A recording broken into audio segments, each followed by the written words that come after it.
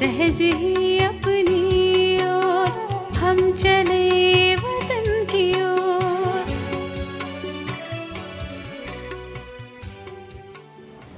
ஓம் சாந்தி 19/9/1972 அபியக்த பாப்தாதா மதுவன்.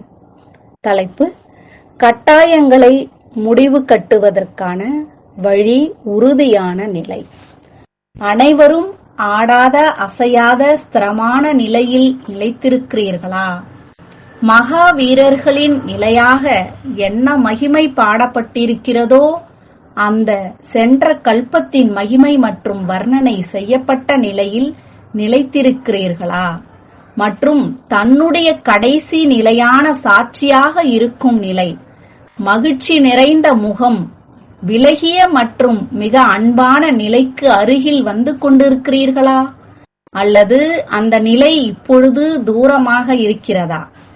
எந்த பொருள் அருகில் வந்துவிட்டது என்றால் அதனுடைய ஏதாவது தோற்றம் மற்றும் அடையாளம் பார்க்க தென்படும். அப்படி நீங்கள் என்ன அனுபவம் செய்கிறீர்கள்? அந்த கடைசி நிலை அருகில் வந்து கொண்டிருக்கிறதா என்ன? அருகாமையை விட அதிகமாக வேறு எந்த நிலை இருக்கிறது? தந்தையின் அருகில் வந்து கொண்டிருக்கிறீர்களா? என்ன அனுபவம் செய்கிறீர்கள்? அருகில் சென்று கொண்டிருக்கிறீர்கள் தான் இல்லையா? சென்று கொண்டிருக்கும் பொழுதே நின்று விடுவதில்லையே. ஏதாவது பக்கத்து காட்சிகளை பார்த்து நின்று விடவில்லையே. ஏறும் கலையின் அனுபவம் செய்கிறீர்களா?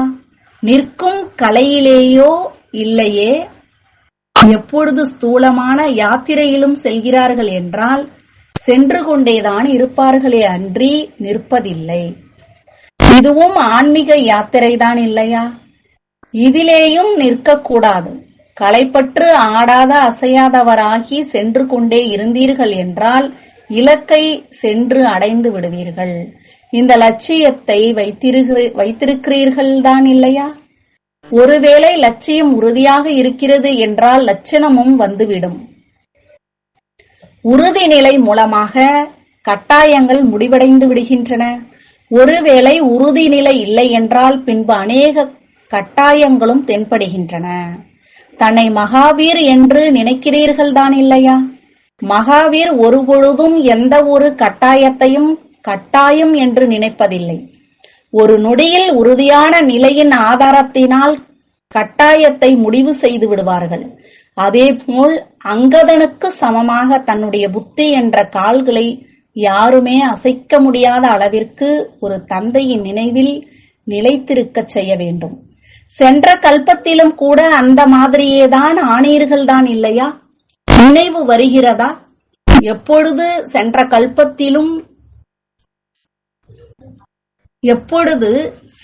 கல்பத்திலும் அந்த மாதிரி ஆகியிருக்கிறீர்கள் என்றால் அதே பாகத்தை மீண்டும் செய்வதில் என்ன கடினம் இருக்கிறது? அநேக தடவை செய்த பாகத்தை மீண்டும் அதே போல் செய்வதில் கடினம் இருக்குமா? அப்படி நீங்கள் மிக மிக பல மடங்கு பாக்கியசாலி ஆவீர்கள். முழு உலகத்திலும் இத்தனை மனிதர்களுக்குள் தந்தையை தெரிந்து கொள்வது மற்றும் தன்னுடைய பிறப்புரிமையை பெறுபவர்கள் எவ்வளவு குறைவாக இருக்கிறார்கள். எண்ண முடியாத நிலை, எண்ண முடியும் எண்ணிக்கையில் இருக்கிறார்கள். அந்த தெரிந்து கொண்டிருக்கும் குறைந்தவர்களில் நீங்களும் ஒருவர். அப்படியானால் பல கோடி மடங்கு பாக்கியசாலியாக ஆகவில்லையா? இப்பொழுதோ உலகம் அஞ்ஞான தூக்கத்தில் தூங்கிக் கொண்டிருக்கிறது. மேலும் நீங்கள் அநேகரில் மிக குறைந்த ஆத்துமாக்கள் தந்தையின் ஆஸ்தியின் அதிகாரியாக ஆகிக் கொண்டிருக்கிறீர்கள். எப்பொழுது அவர்கள் அனைவரும் விழித்துக் கொள்வார்களோ நாமும் ஏதாவது கொஞ்சமாவது அடைந்து கொள்வோம் என்று முயற்சி செய்வார்கள். ஆனால் என்னவாகும்? அடைய முடியுமா? எப்பொழுது காலதாமதம் ஆகிவிடும் என்றால் என்ன அடைய முடியும்? அந்த நேரம் உங்கள் அனைத்து ஆத்மாக்களுக்கும் தன்னுடைய உயர்ந்த பாக்கியத்தின் சாட்சாத்காரம் பிரதக்ஷ ரூபத்தில் ஏற்படும். இப்பொழுதோ குப்தமாக மறைமுகமாக இருக்கிறீர்கள் இல்லையா? இப்பொழுது குப்தமாக இருப்பதில் தந்தையையும் உயர்ந்த ஆத்மாக்கள் உங்களை தெரிந்து கொள்ளவில்லை. சாதாரணமாக நினைக்கிறார்கள். ஆனால் அந்த நேரமும் தொலைவில் இல்லை. அப்பொழுது விழித்தெழுவார்கள், துடிப்பார்கள், வேதனை அடைவார்கள். ஆனால் இருந்தும் எதையும் அடைய முடியாது. அந்த நேரம் உங்களுக்கு உங்கள் மேலே நாமோ முதலிலேயே தெரிந்து அதிகாரி ஆகிவிட்டோம் என்று எவ்வளவு பெருமிதம் இருக்கும். அந்த மாதிரி குஷியில் இருக்க வேண்டும். என்ன கிடைத்திருக்கிறது? யார் கிடைத்திருக்கிறார்? மேலும் இன்னும் என்னென்ன நடக்கப் போகிறது? இவை அனைத்தையும் தெரிந்து கொண்டு எப்பொழுதும் அதீந்திரிய சுகத்தில் ஆடிக்கொண்டே இருக்க வேண்டும். அந்த மாதிரி நிலை இருக்கிறதா? அல்லது எப்பொழுதாவது சோதனை உங்களை ஆட்டி விடுகிறதா?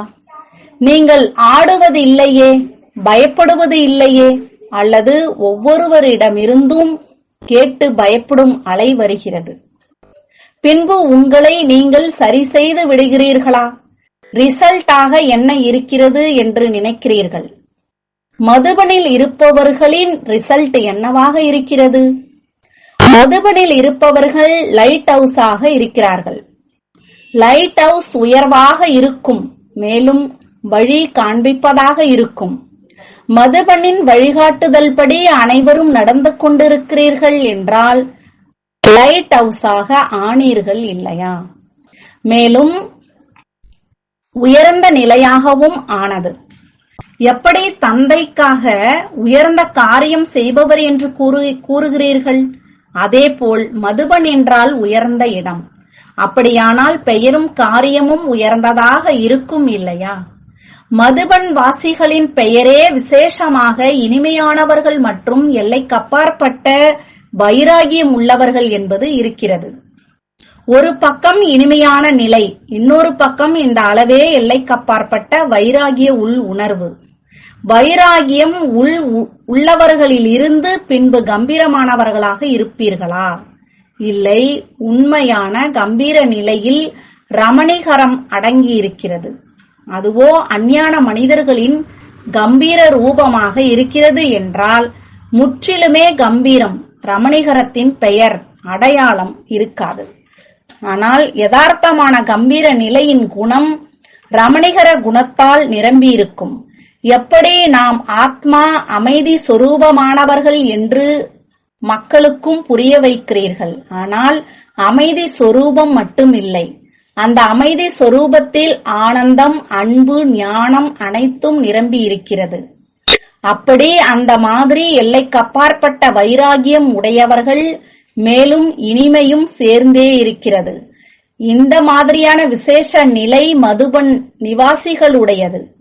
அப்படியானால் எல்லைக்கப்பாற்பட்ட வைராகிய உள் உணர்வில் இருப்பவர் எப்பொழுதாவது பயப்படுவாரா என்ன? மேலே கீழே ஆட முடியுமா என்ன? அசைக்க முடியுமா என்ன?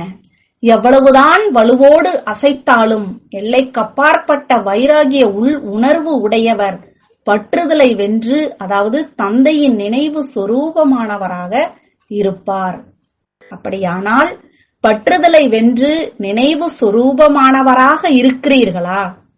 அல்லது கொஞ்சம் கொஞ்சம் பார்த்து சிறிதளவு அம்ச மாத்திரமாவது அன்பு என்று கூறினாலும் அல்லது பற்றுதல் என்று கூறினாலும் அன்பின் சொரூபம் என்னவாக இருக்கிறது என்ற இதை தெரிந்திருக்கிறீர்கள் தான் இல்லையா? யார் மேல் அன்பு இருக்கிறதோ அவருக்காக சகயோகியாகவும் ஆக வேண்டியுள்ளது. மற்றபடி ஏதாவது பழக்க வழக்கத்தினால் அன்பின் ரூபத்தை வெளிப்படுத்துவது, இதை அன்பு என்று சொல்வதா அல்லது மோகம் பற்றுதல் என்று சொல்வதா? இதில் மதுபன் நிவாசிகள் தேர்ச்சி பெற்றிருக்கிறார்களா?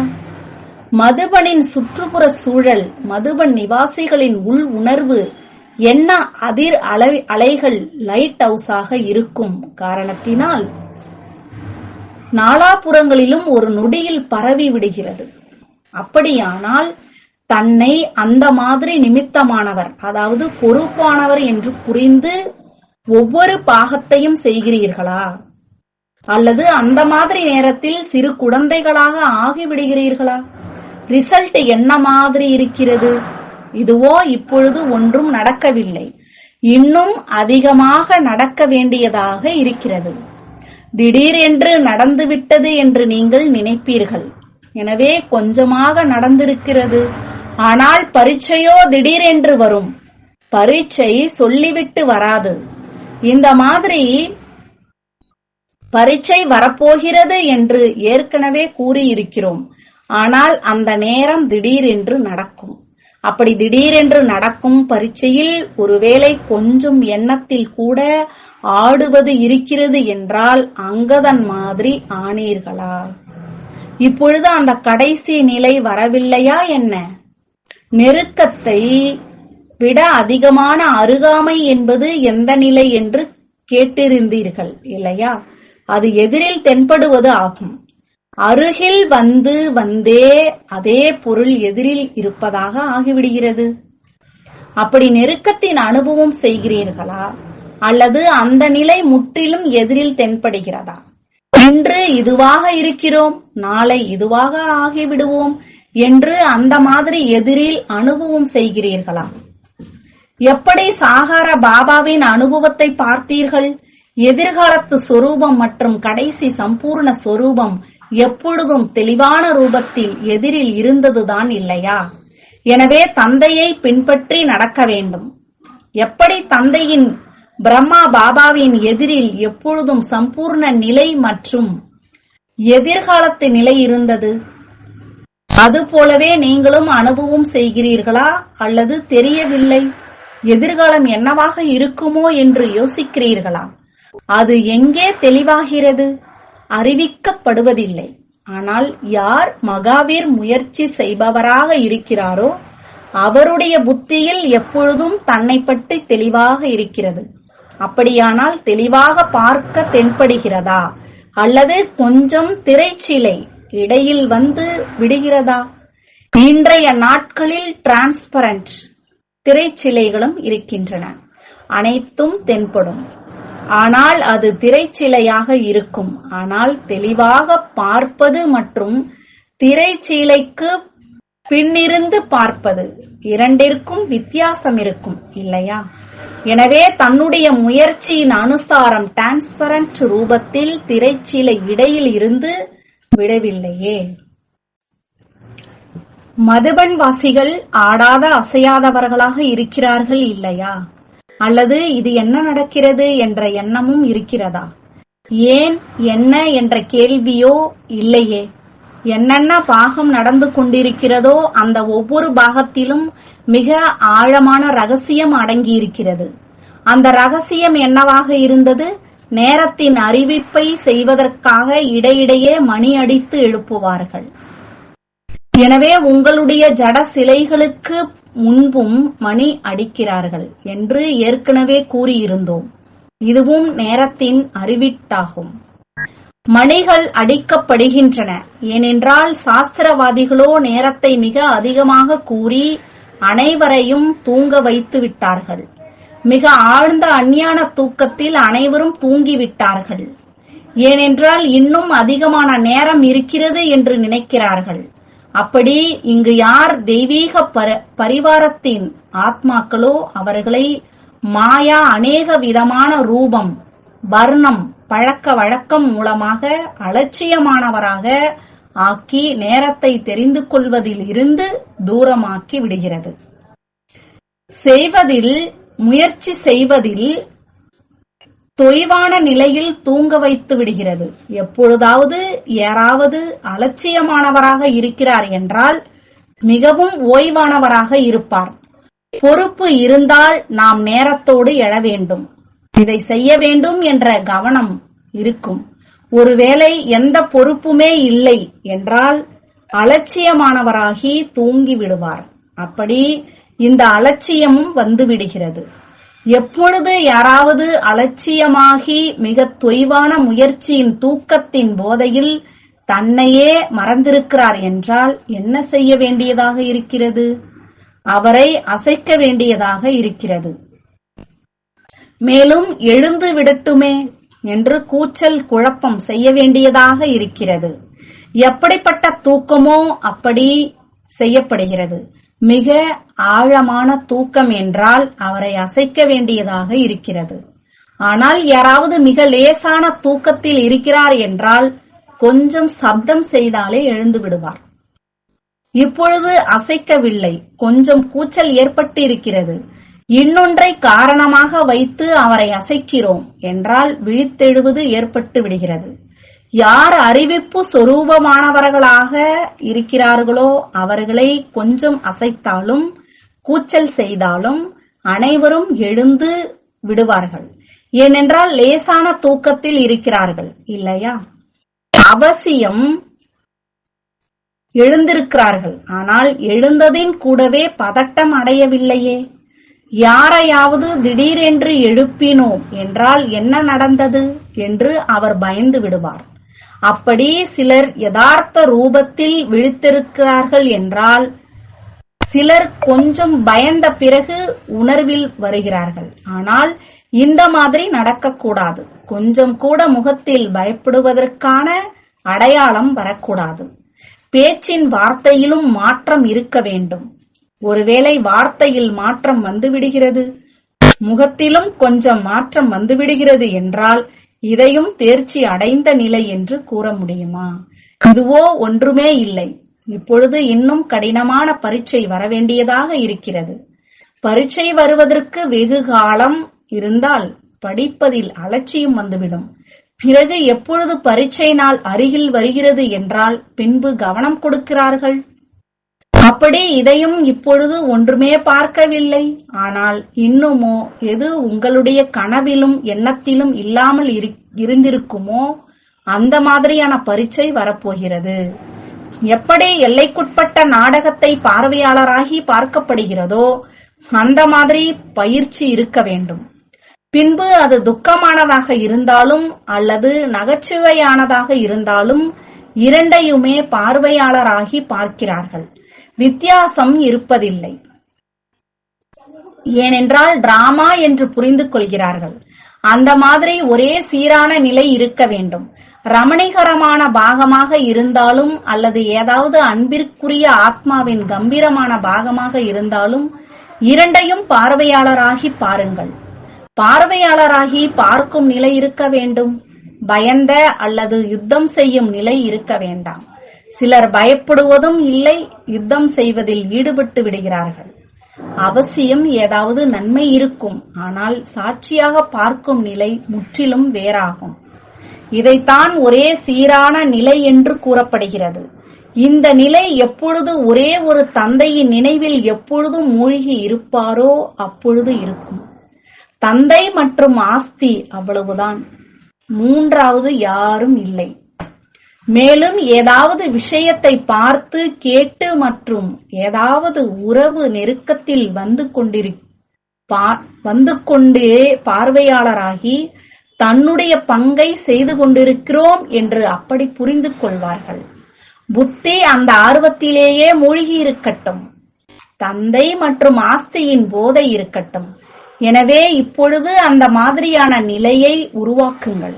இதற்காக தன்னை தெரிந்து கொள்வதற்காக இந்த பரீட்சை வருகிறது. இல்லை என்றால் எப்படி தெரிய வரும்? ஒவ்வொருவருக்கும் தன்னுடைய நிலையை தெரிந்து கொள்வதற்காக தெர்மாமீட்டர் கிடைக்கிறது. அதன் மூலம் தன்னுடைய நிலையை அவரே தெரிந்து கொள்ள முடியும். யாருக்கும் கூற வேண்டிய அவசியம் இருக்காது. பயப்படாதீர்கள். ஆழத்தில் சென்றீர்கள் என்றால் பயம் முடிவடைந்து விடும். ஆழத்தில் செல்லாத காரணத்தினால் பயப்படுகிறீர்கள். உடல் நிலை காரணமாக தாதி மற்றும் தீதி இருவருமே மும்பை ஆஸ்பத்திரியில் அனுமதிக்கப்பட்டிருக்கின்றனர். முக்கியமாக மதுபன் நிவாசிகளை சந்திப்பதற்காக வந்திருக்கிறோம். இதில் கூட உயர்ந்த பாக்கியசாலிகளாக ஆனீர்கள் இல்லையா? மற்ற சந்திப்பிற்கான நிகழ்ச்சியோ உருவாக்கப்பட்டு கொண்டேதான் இருக்கிறது. நீங்கள் புரோகிராம் இன்றி பிராப்தி செய்கிறீர்கள். அப்படியானால் விசேஷமானது இல்லையா? மதுபனில் தந்தை அவரே ஓடி வருகிறார். ரிசல்ட்டோ நன்றாகத்தான் இருக்கிறது. அதுவும் கொஞ்சம் குழப்பமாக இருந்தது. அந்த கொஞ்சத்தை புரிந்து கொண்டீர்கள் இல்லையா? இப்பொழுது அதையும் அகற்ற வேண்டும். கொஞ்சமாவது ஃப்ளா, அதாவது குறை இருந்தால் ஃபெயில் ஆக்கிவிடும். கடைசி பரீட்சையில் ஒருவேளை கொஞ்சமாவது ஃப்ளா வந்துவிட்டால் ஃபெயில், தோல்வியாகி விடுவீர்கள். எனவே பரிபக்குவமாக ஆக்குவதற்காக முதலிலேயே பரீட்சை நடக்கிறது. மற்றபடி இப்பொழுதைய ரிசல்ட் மிக நன்றாக இருக்கிறது. அனைவரும் ஒவ்வொருவரின் மேல் அன்பானவராகவும் சகயோகியாகவும் நன்றாக இருக்கிறீர்கள். சூட்சும சேவைக்கான இயந்திரம் இப்பொழுது இயங்க ஆரம்பிக்கிறது என்று ஏற்கனவே கூறியிருந்தோம். அப்படி மதுபன் நிவாசிகள் மூலமாக விசேஷ சூட்சும சேவைக்கான இயந்திரம் இப்பொழுது தொடங்கிவிட்டது. மற்ற சேவை நிலையங்களிலும் சூட்சும சேவை நடந்து கொண்டுதான் இருக்கிறது. ஆனால் இருந்தாலும் தற்சமய ரிசல்ட்டின் அனுசாரம் இந்த சேவையில் நம்பர் 1 மதுபன் நிவாசிகள் இருக்கிறார்கள். எனவே அதற்காக வாழ்த்துக்கள். எப்படி இதுவரை அன்பு மற்றும் சகயோகத்தின் நிரூபணத்தை கொடுத்து கொண்டிருக்கிறீர்களோ அதே நிரூபணத்தை மருந்தின் ரூபத்தில் எங்கு சென்றடைய விரும்புகிறீர்களோ அங்கு சென்றடைந்து கொண்டிருக்கிறது. இதைவிட சக்திசாலியான மருந்தை அனுப்பிக் கொண்டே இருந்தீர்கள் என்றால் ஒரு வாரத்தில் கூட சரியாகி முடியும். அதிகரிப்பதற்கான வாய்ப்பு இருக்கிறது. இருந்தாலும் ரிசல்ட் நன்றாக இருக்கிறது. அந்த மாதிரி நல்ல ரிசல்ட்டை பார்த்து கொண்டே லைட் ஹவுஸின் ஒளி நாலாபுறமும் சென்றடைந்து கொண்டிருக்கிறது. அதன் மூலம் மற்ற இடங்களில் கூட லைட் ஹவுஸின் பிரபாவம் ஏற்பட்டு கொண்டிருக்கிறது. நல்லது. அந்த மாதிரி எப்பொழுதும் உங்களுக்குள் ஒற்றுமையாக மேலும் உயர்ந்த வேகத்தில் சென்று கொண்டிருக்கும், எப்பொழுதும் ஒருவரின் நினைவில் இருக்கக்கூடிய பாண்டவ சேனை மற்றும் சக்தி சேனைக்கு அன்பு நினைவுகள் மற்றும் நமஸ்காரம். வரதானம். ஞானம் மூலமாக ராவணனின் பல ரூபங்களை தெரிந்து அதனுடைய கவர்ச்சியிலிருந்து விடுபட்டிருக்கக்கூடிய தைரியம் உள்ளவர் ஆகுக. விளக்கம் கொடுக்கிறாங்க பாபா. எந்த குழந்தைகள் ஞானம் மூலமாக ராவணனின் பல ரூபங்களை மிக நன்றாக தெரிந்து கொண்டார்கள், அவர்களின் எதிரில் அவன் அருகில் கூட வர முடியாது. தங்கத்தின் அல்லது வைரத்தின் ரூபத்தை தாரணை செய்தாலும் அவனுடைய கவர்ச்சியில் வரமாட்டார்கள்.